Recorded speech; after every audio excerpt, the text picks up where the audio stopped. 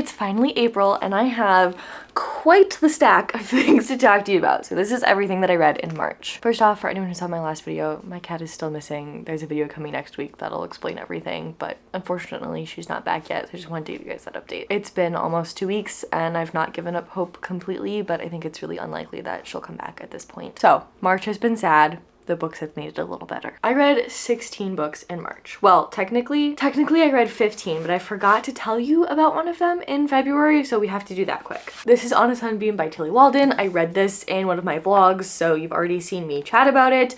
I really enjoyed it. This is the story of a girl who we're following her in 2 different timelines. So one while she's at boarding school, getting to know her girlfriend and like that whole relationship, and then the present day timeline where she is on her first job on this spaceship, and she's also trying to find that girlfriend that she lost touch with, and there's like a whole backstory to that, and it's a really amazing story.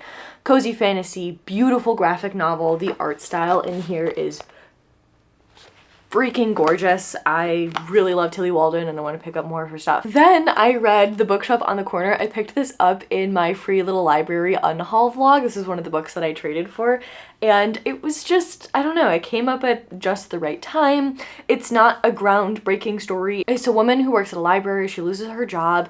She basically decides to start her life over and go to this remote village in Scotland and have a mobile bookshop, and it's just really sweet and cute, and it doesn't feel super modern, but it also doesn't feel outdated. I had a nice time. It's my dream to open my own bookshop one day, so I enjoyed reading it. Then I did a 24-hour readathon. If you haven't seen that video, I will link it up there, but I started with The Adventures of Amina Serafi. I read this on audiobook.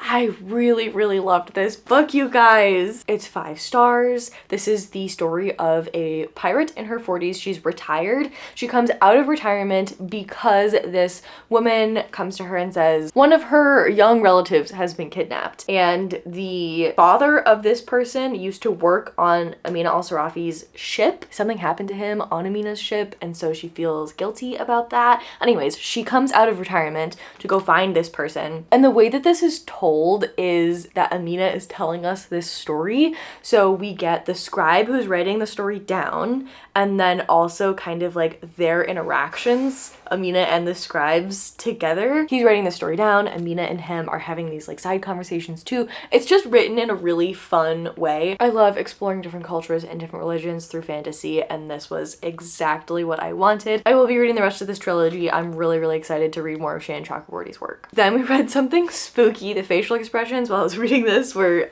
unhinged, so if you haven't seen that video, there's my pitch for it. This is a haunted house story. It is episode 13 of a ghost hunting show. It's like transcripts and lots of mixed media and journal entries and text messages from that episode that is the most well-documented haunting in history. It's incredible. I really love the ride. It's like Haunting of Hill House and House of Leaves had a book baby. The only thing that I didn't love about this, I really hated the ending, so knocked off a 1/4 star for that. It's 4.75. I really enjoyed the ride, but really hated the ending. That happens a lot to me with horror, so doesn't detract from my overall enjoyment of the book. But I think like this is 5 stars new favorite. This is absolutely not. So it ended up being not a 5 star. I gushed about this book for maybe half of that vlog, so if you want to hear more of that, you can go watch the rest of my thoughts in that vlog. Okay, then I needed something cozy to offset the scary stuff, so I read 10,000 Stitches. This is book 2 in the Regency Fairy Tales series by Olivia Atwater. I really loved Half a Soul, and so I wanted to pick this up. In this book, we are following a woman who is a maid. She decides that she's in love with this guy who lives in the house because he's nice to her once. And then this fairy shows up and is like, hey, I'm trying to be more virtuous. Can you help? And she's like, you know, go away. Shenanigans ensue. He ends up becoming her fairy godfather, kind of, but he's also doing everything wrong. So he creates this wager in order to help her like get the guy. Because he's a fairy, he can't just give her something. He has to do like a full wager, and he's like, but no, I'll be on your side, there's no worries, like you're definitely gonna win this wager, you'll get everything that you want. And then every time he tries to help, he makes it worse, and it's very funny, very cute. Loved the romance. I really like the way that Olivia Atwater does fairies, and I had a good time. 4 stars. Then I read Paper Girls. I really want to be in my sci-fi era, and I don't think Paper Girls is my brand of sci-fi. Everything went over my head. It was way too fast-paced for me. I think the setting and art style is beautiful. It's this group of paper girls. They're newspaper people. They have a paper route. They're paper girls. It's set primarily in the 80s, but then we have some like time traveling going on, lots of sci-fi fun. I don't think my brain is big enough for this book, and it wasn't for me. 2.5 stars. Then I read Random, so thank you to this lovely subscriber for your comment. I really enjoyed it. I gave it 4 stars. I don't think I've ever finished a Tolkien book before, and this was my first, and I really enjoyed it. We're following this little dog, and this wizard gets mad at him because he like tears his trousers because he's a little dog, and he like curses the dog. He makes him a little toy dog. Shenanigans ensue. The dog ends up on the moon. The dog ends up underwater, and he's going on this grand journey to kind of find his way back to a home. I found it to be very fun. I had a big smile on my face the whole time. I would definitely recommend. It 100% fits into that little cozy fantasy genre. Something that is not cozy is The Twisted Ones. I really wanted to read this before A House with Good Bones came out. It's the new T. Kingfisher that just came out this week. This one was published in 2019, and it does have a dog animal companion. I really just wanted to have read all of T. Kingfisher's horror before I picked up the new horror book that she put out, and I really, really enjoyed this one. I think The Hollow Places is still my favorite horror by T. Kingfisher, but this is a close second. This one is kind of like folklore-y. There's some non-Euclidean geometry, fabric of reality situation going on.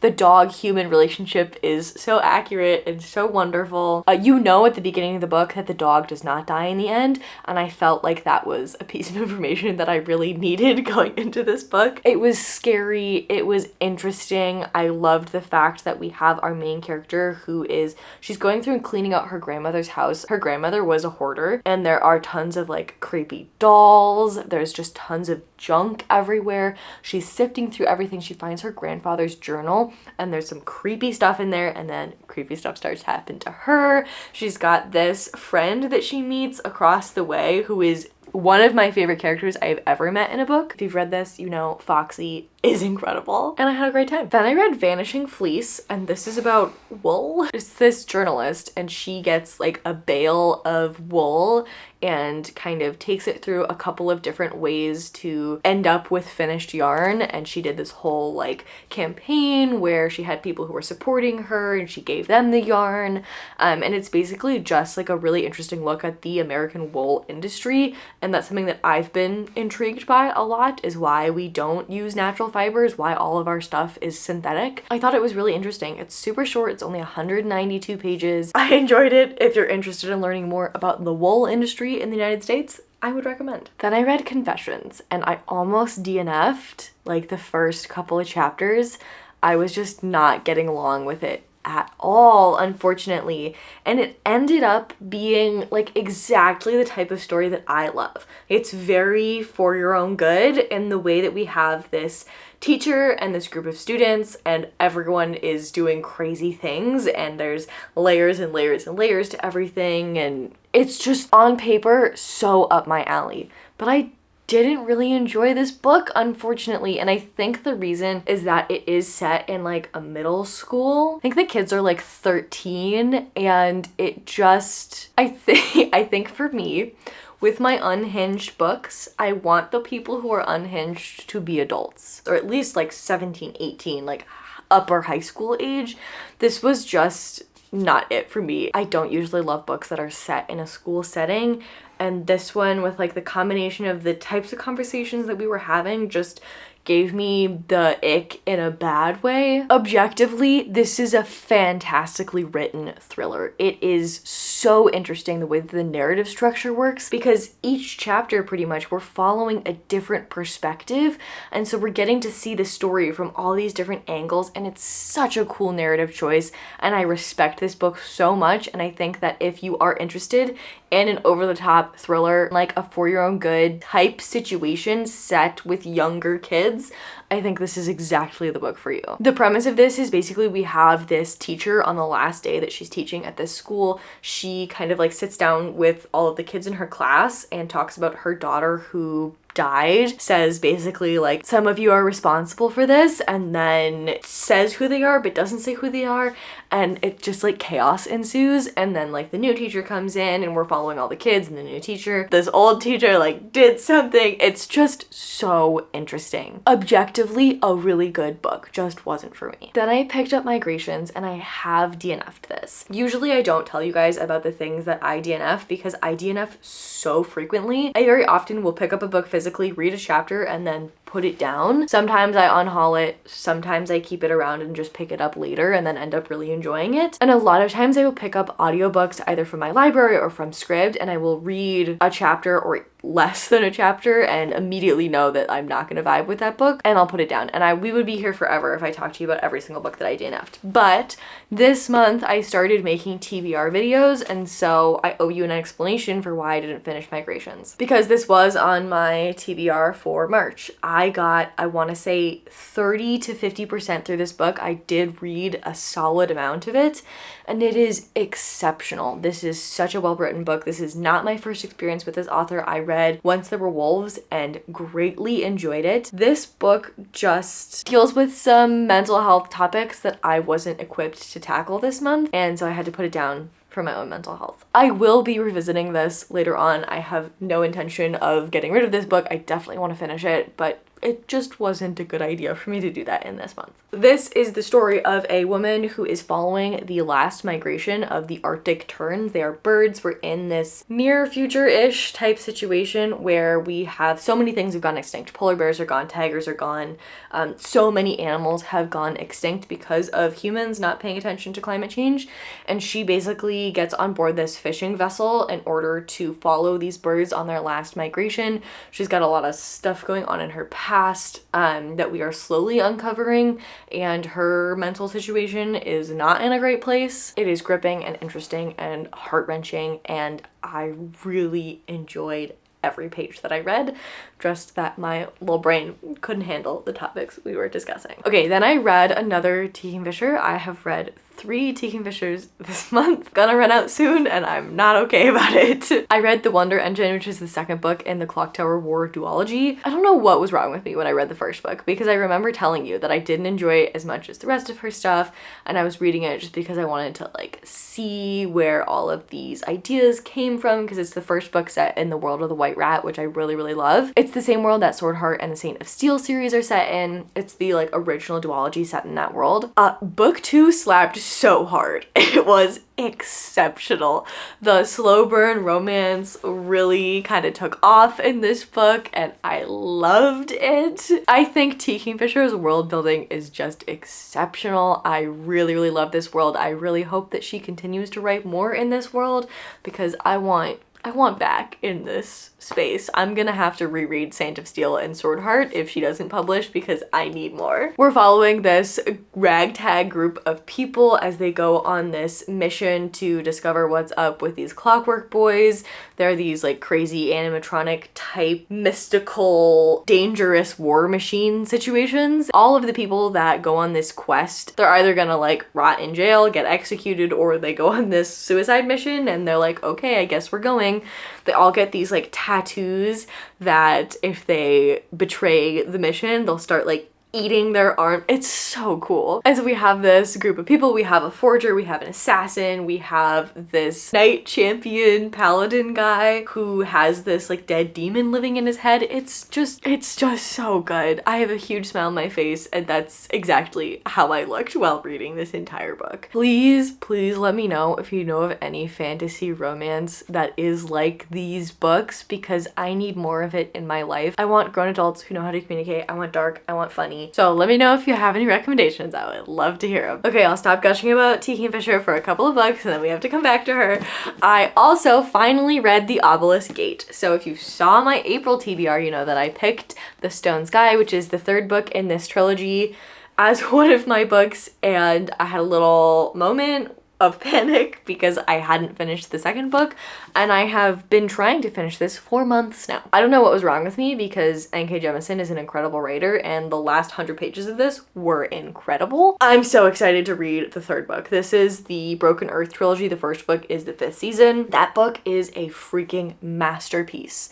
The way that it plays with perspective and time is just so gorgeous, and I loved the second book as well. I just think that the world building in here is so interesting. I love the fact that the first book did something really interesting with second perspective. I love the fact that that second perspective is continued in this book, but it's not the exact same, so it doesn't feel gimmicky. It doesn't feel like we're trying to force this new story into that narrative structure. It feels like a really natural evolution, and there's a reason why it's still told in second perspective, and I just absolutely love this series so much. So excited to be finishing it in April. Okay, more cozy fantasy. I read A Pirate's Life for Tea. I have a vlog coming next week where you'll hear my full thoughts on this. I've been reading this almost the entire month of March, and it didn't hit as hard as Can't Spell Treason Without Tea. I love that book so much. It's one of my favorite cozy fantasies. I think I just really love the starting over, opening a shop somewhere, meeting all these people, being nervous about being accepted, and everyone just being so welcoming and warm. This book is something different. We're still following these two women who I love. I love their relationship. I love the way that they communicate. This got a little over the top cheesy for me, but it was nice and sweet. We also have a second couple in here that I enjoyed watching their relationship unfold. We've got lots of pirates. I wanted more of the last 100 pages. Like, that was my favorite part of the book, and I wish that we had kind of started there and then like maybe flash back to some things to get to know people that we needed backstories on, but I felt like I wanted more just being with these pirates. Still really love this author. Still gonna pick up the next book in the series as soon as it comes out because I'm hooked. Then we read Shady Hollow. This one unfortunately was a miss for me. I really wanted to love this. The cover is gorgeous. It's at least a trilogy. I think there may be more books. They are murder mysteries that are set in this animal village. We're following our Fox reporter, Vera Vixen, and someone has died and she's investigating and the cops are kind of useless. I really wanted to love this, but just like the relationship of like the media to crime. I love cozy fantasy that comments on problems that our society has, or is like a solar punk utopia of here's how we fix everything, here's a breath of fresh air, maybe one day we'll be able to get to this point post-capitalism. Or it's like grim dark and we're exploring, you know, the opposite direction of what happens if we don't make change. I like those types of stories. I don't love situations where it's just like exactly how our society is now. The media is problematic, the police are problematic. There's like lots of stereotyping going on in here in a way that felt kind of lazy to me. Like, it didn't feel like we were stereotyping to say, look, stereotyping is wrong. It was kind of like, let's match all these animals to these different races and our characters are gonna stereotype and we're not gonna have conversations about why that's wrong. We did a little bit, but I don't know, it just fell flat to me. If you love this series, I'm happy for you. I'm glad that you enjoyed it. Cozy things are supposed to make us feel cozy, and if it made you feel cozy, fantastic. That's the goal. To just make me feel cozy. I ended up getting the audiobook because I could not read physically. I was just kind of bored and not interested, but the audiobook was nice. I'm not reading it, didn't work for me. Then, something that I should have waited to read in April, I read in March. This came out on March 28th, and I deliberately did not put it on my March TBR because I was like, well, that's too much stress.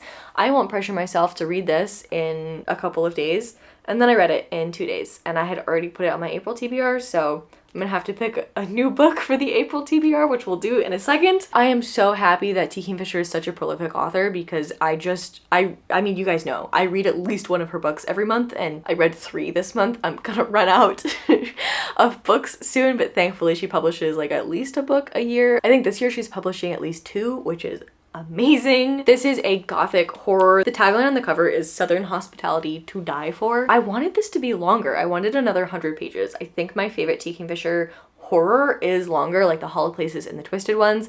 What Moves the Dead is her horror novella. That was my first T. Kingfisher experience, and I really enjoyed that, and it made me sit up and go, this author I need to watch out for because this is fantastic.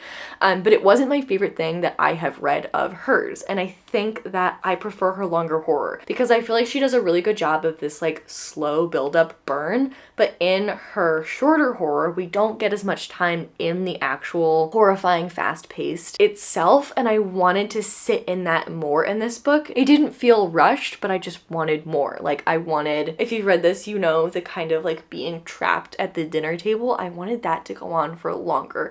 I wanted that to happen for like multiple days. And then when everything got really crazy at the end, I wanted more of it. I wanted more of exploration of how the creepy horror magic situation worked in here. And I wanted more Vulture. I was told there would be a Vulture animal companion by a random person on the internet that I didn't look very much into, but I was told the Vulture would be the animal companion because T. Kingfisher usually has an animal companion, and he was barely in here. I wanted more Hermes. Bring me more Hermes. Overall, I had a really fantastic time. I think this cover is one of the most beautiful covers I have seen so far this year.